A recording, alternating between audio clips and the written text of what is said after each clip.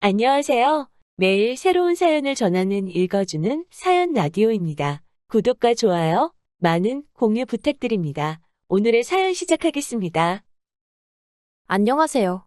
졸렬한 남편과 이혼을 결심한 30대 여성입니다. 너무 열받아서 어디서부터 어떻게 써야 할지도 모르겠는데, 솔직히 돈이 많다는 소리나 들었지. 저는 딱히 득본 것도 없거든요. 그런데 저더러 재산 물려받을 거면 자기 식구들한테 납작 엎드려서 살라는 식으로 나오는 거예요.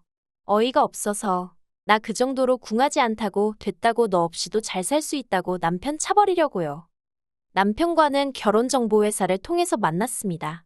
당시 제 나이는 32로 결혼 시장에서 그렇게 많은 편은 아니었지만 만남과 헤어짐을 반복하는 지인들을 보고 있자니 시간 낭비도 저런 시간 낭비가 있나 싶대요.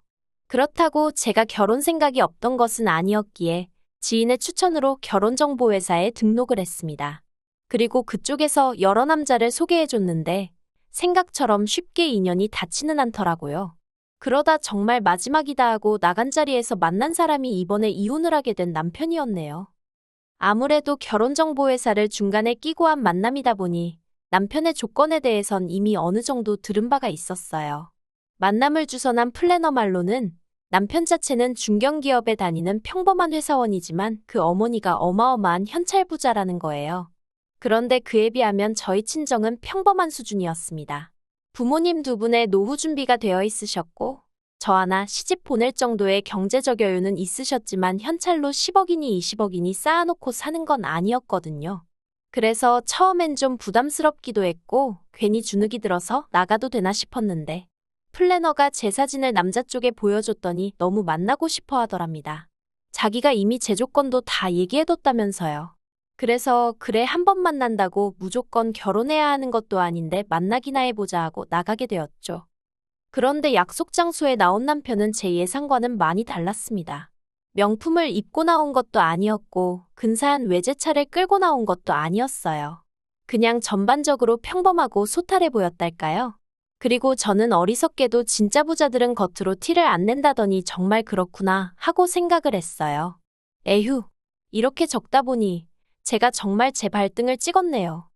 사귄 지 6개월 만에 남편이 먼저 결혼하자며 프로포즈를 해왔습니다. 그리고 사실 데이트를 하는 동안에는 남편이 정말 부자인가 싶을 정도로 씀씀이가 크지 않았거든요. 데이트 비용도 6대 4 정도로 부담했을 정도니까요. 그런데 결혼 이야기가 오가자 시댁에서 먼저 경기도에 집을 해주겠다는 거예요. 뜻밖의 제안에 놀랐지만 솔직히 싫지는 않았습니다.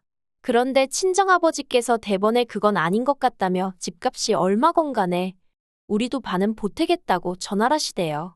덧붙이시기를 여자도 어느 정도는 해가야 제 목소리를 내고 살 수 있다면서요.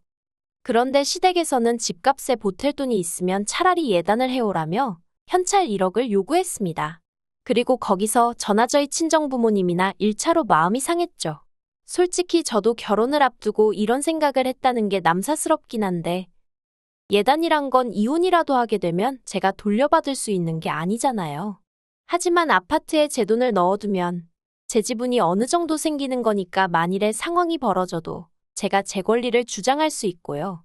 그래서 남편에게 예단으로 1억은 못 해가지만 어머님 가방 정도는 해드리겠다 했어요. 그랬더니 이제 시댁 쪽에서 난리가 난 거예요. 집을 사주겠다는데 어떻게 맨몸으로 올 생각을 하느냐고요. 그래서 이때 저랑 친정부모님이랑 2차로 또다시 마음이 상했네요.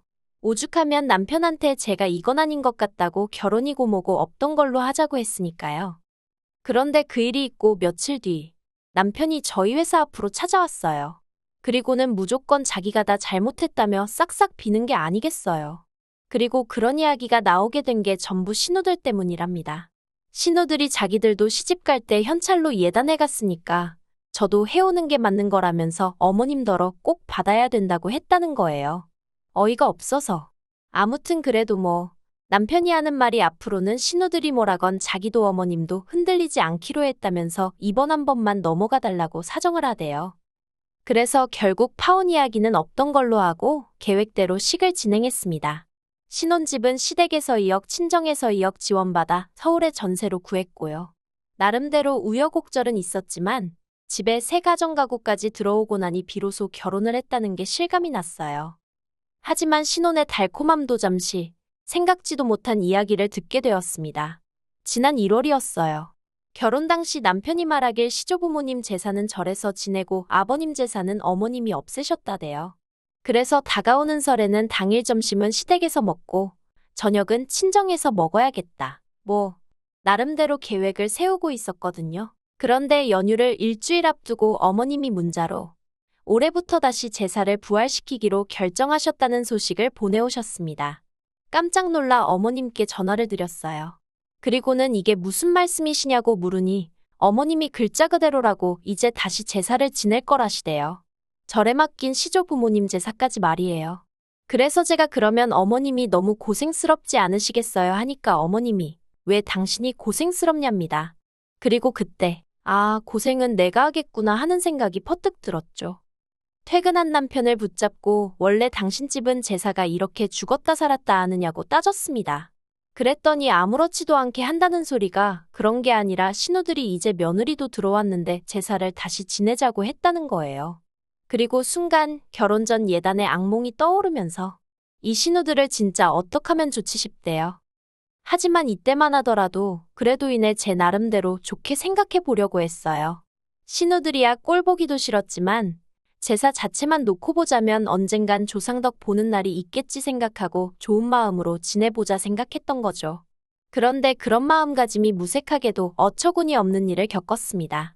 어머님이 제사 준비를 해야 하니까 저더러 하루 일찍 내려오라고 연락을 해오셨어요. 그래서 전날까지 야근하고 너무 피곤했지만 이튿날 이른 아침 바로 어머님 댁으로 향했죠. 그런데 어머님 댁에는 황당하리만치 아무것도 준비되어 있는 게 없었습니다.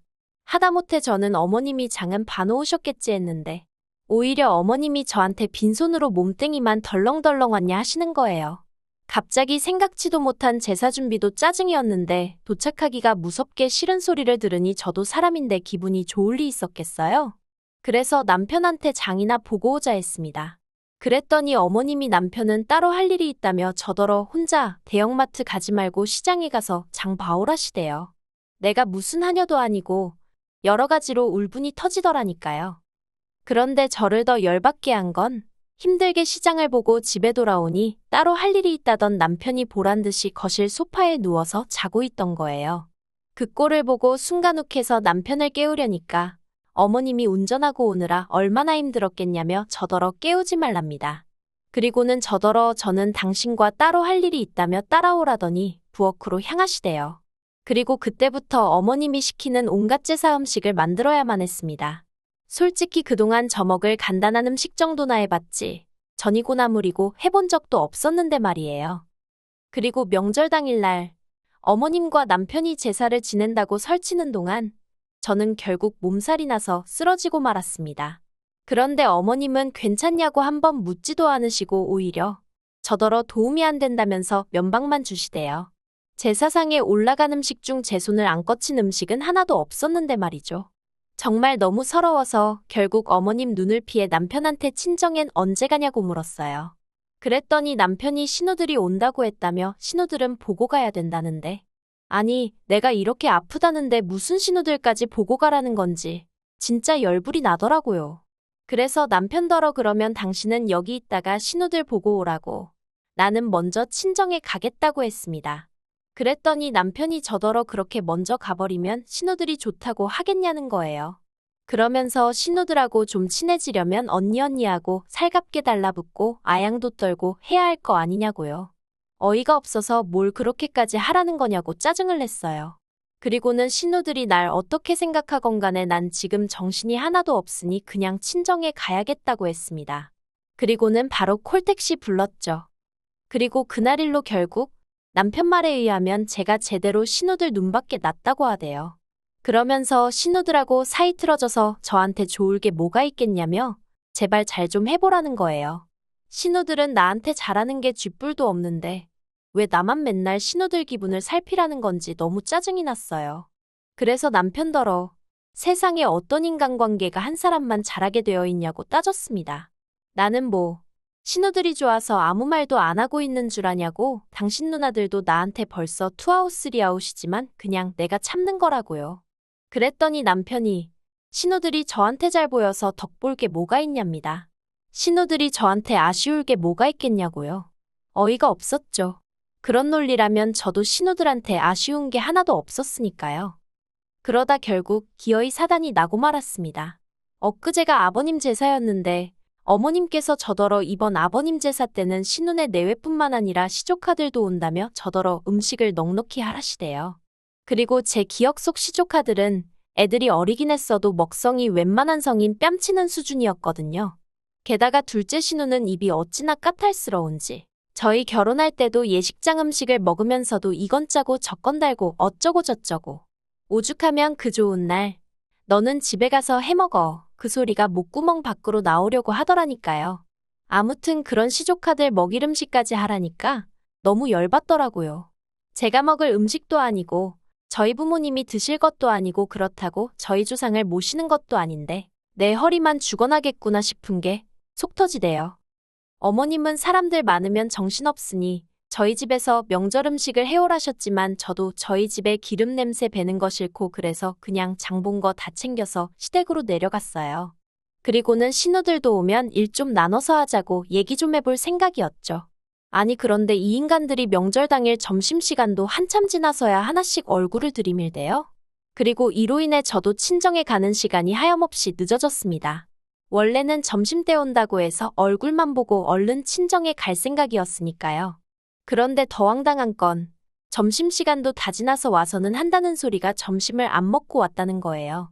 그러면서 신우들이고 어머님이고 할 것 없이 저더러 밥 좀 차려달라는데 아니 지 자식들 하나씩 옆구리에 딱 끼고 앉아서는 넋놓고 저만 보고 있는 게 어처구니가 없대요. 그래서 제가 갑자기 배가 아프다며 화장실에 숨어버렸어요. 그리고는 10분이고 15분이고 안 나가고 버텼죠. 그러다 한참 만에 나오니 그새 얼마나 먹었는지 설거지가 산더미만큼 쌓여 있었습니다. 그리고 어머님이 저를 보시더니 너는 밥도 안 차렸으니 설거지라도 하라는 거예요. 황당해서 밥도 안 먹은 사람이 왜 설거지를 하냐고 되물었어요. 신우들이 애들도 아닌데 먹은 사람이 치우는 건 상식 아니냐고요. 그랬더니 어머님도 할 말이 마땅히 없으셨는지 너 잘났다며 하기 싫으면 냅둬라 하고 소리를 지르셨는데 신우들이 저더러 너무 한다는 거예요. 늙은 시어머니한테 일하라고 하는 며느리가 세상 천지에 어딨냐며 우리 엄마 불쌍하다고 그러니까 며느리 드릴 때 너무 경솔했어 하는데 누가 할 소리를 하나 싶대요. 그래서 저도 저야말로 언니들 같은 신우들인 줄 알았으면 결혼하는 거 다시 생각해 봤을 텐데 정말 경솔했던 것 같다고 후회된다 해버렸습니다. 그리고는 다음 제사 때부턴 음식 안 하겠다고 며느리 잘못 봤다 후회된다 하시는데 기분 나빠서 못하겠다 했죠. 그랬더니 큰 신우가 저더러 싸가지가 있네 없네 하더니 저희 집에서 그러라고 배웠냐입니다. 그리고 그때 지가 뭔데 가정교육을 운운하나 싶은 게 순간 화가 나더라고요. 그래서 제가 신우더러 너는 그러라고 어머님한테 배웠냐고 너나 할 도리 잘하라고 했어요. 그리고는 지 아버지 제삿날아서는 하는 일이라곤 밥 처먹고 사람 갈구는 거밖에 없냐 했더니 신우가 저더러 미친 엑스 아니냐며 욕을 하고는 저더러 당장 꺼지라나요. 그래서 가지 말래도 갈 거라고 저도 똑같이 소리 지르고 신우 신발 발로 걷어차고 나와버렸어요. 집으로 돌아오는 차 안에서 남편이 꼭 그렇게까지 했어야 하냐면서 이제 신우들하고 틀어졌으니 어쩌면 좋냐입니다. 그래서 제가 남편더러 아까 어머님이랑 신우들이 나한테 하는 거 못 봤냐니까 남편이 한다는 말이 원래 있는 집에 시집 오면 그 정도는 다 겪는 거라나요? 그리고 그 이야기를 들으니 저도 모르게 웃음이 났어요.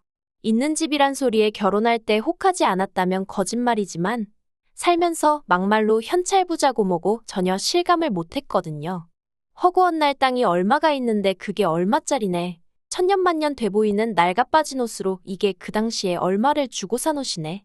그래서 제가 남편더러 당신이 정말 돈이 많은지 어쩐지 내가 알게 뭐냐고 해버렸어요. 막말로 내 마음대로 쓸 수 있는 돈이냐곤 돈 100만 원도 없는데 있는 집 며느리 같은 소리 한다고. 그리고 나도 시집 올 때 당신만큼 해왔다고 쏘아붙였죠.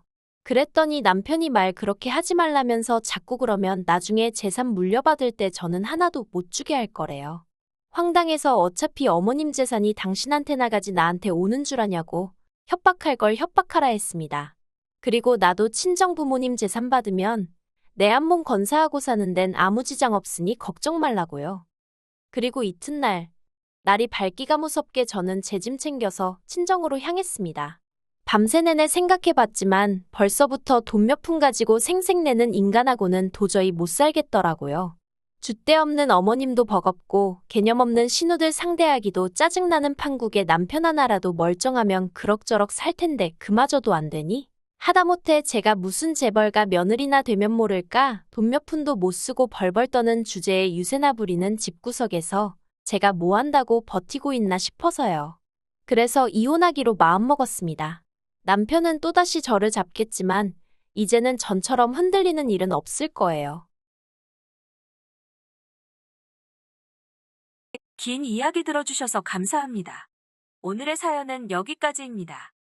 구독과 좋아요, 알람 설정해주시면 앞으로 더 좋은 사연으로 찾아오겠습니다. 감사합니다.